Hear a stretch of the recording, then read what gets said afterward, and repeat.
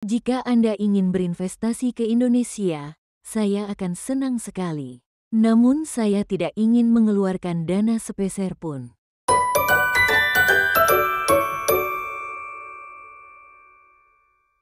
Hai semua, selamat datang di channel Ngomongin Bisnis bareng saya Nyonya Monis. Channel YouTube yang membahas tentang bisnis dan ekonomi.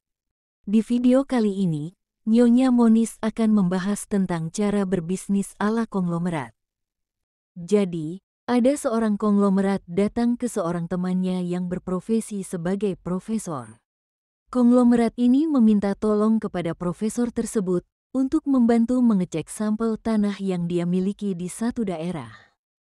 Profesor ini memiliki akses dan memiliki kemampuan untuk membantu temannya si konglomerat tersebut. Singkat cerita, profesor yang berdomisili di Jepang ini memberikan laporan kepada temannya itu. Dalam hasil laporannya, profesor itu menjelaskan bahwa sampel tanah yang dimiliki oleh konglomerat itu dapat ditanami bengkoang, kubis dan berbagai macam tanaman lainnya.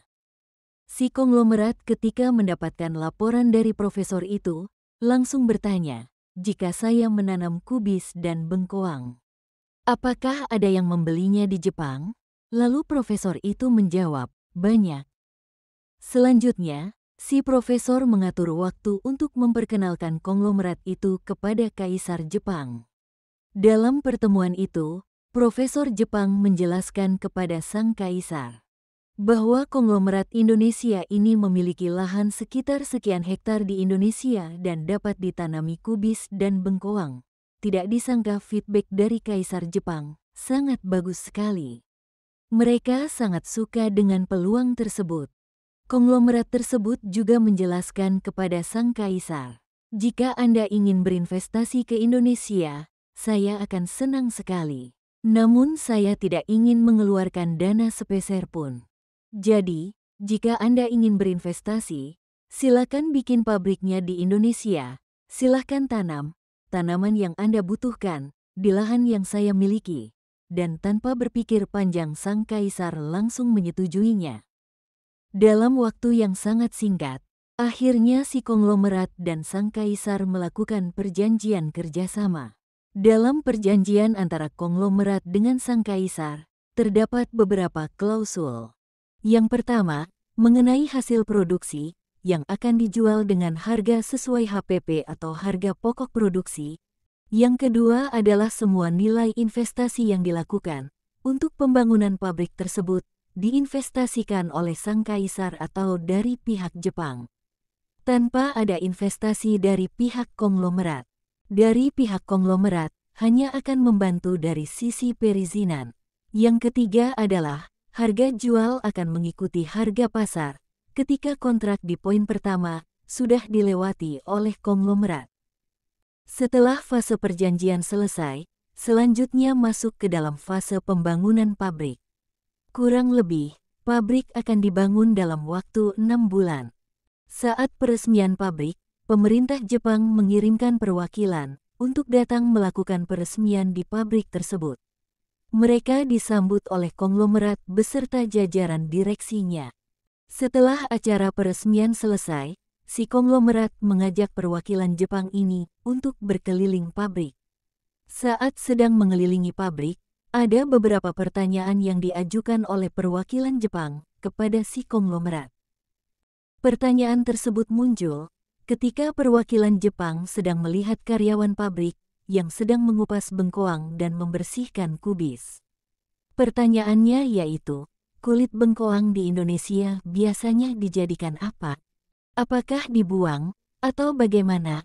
Lalu si konglomerat menjawab, biasanya di Indonesia kulit bengkoang dijadikan pakan ternak atau sebagai bahan untuk pupuk kompos. Si Jepang pun mengernyitkan dahi. Lalu dia berkata, mari kita buat tambahan kontrak baru. Si konglomerat pun bertanya, untuk apa? Si Jepang pun menjawab, untuk melakukan pengiriman tambahan kulit bengkoang tersebut. Si konglomerat pun bertanya kembali, jika di Jepang, kulit bengkoang digunakan untuk apa? Perwakilan Jepang itu menjawab, di Jepang kami biasanya menggunakan kulit bengkoang sebagai campuran untuk salad.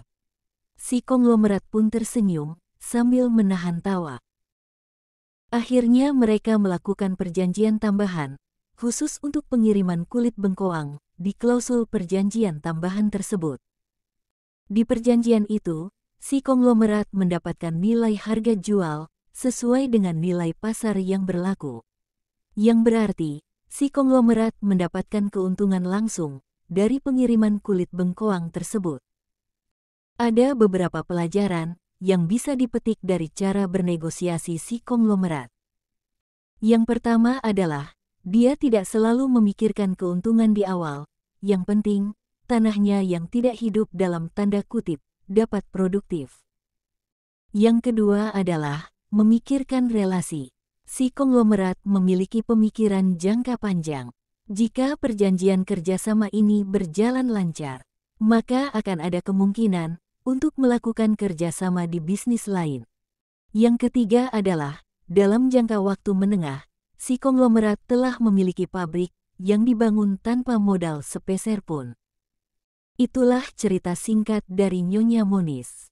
Semoga kalian terinspirasi, dan semoga kalian dapat menggunakannya di bisnis kalian.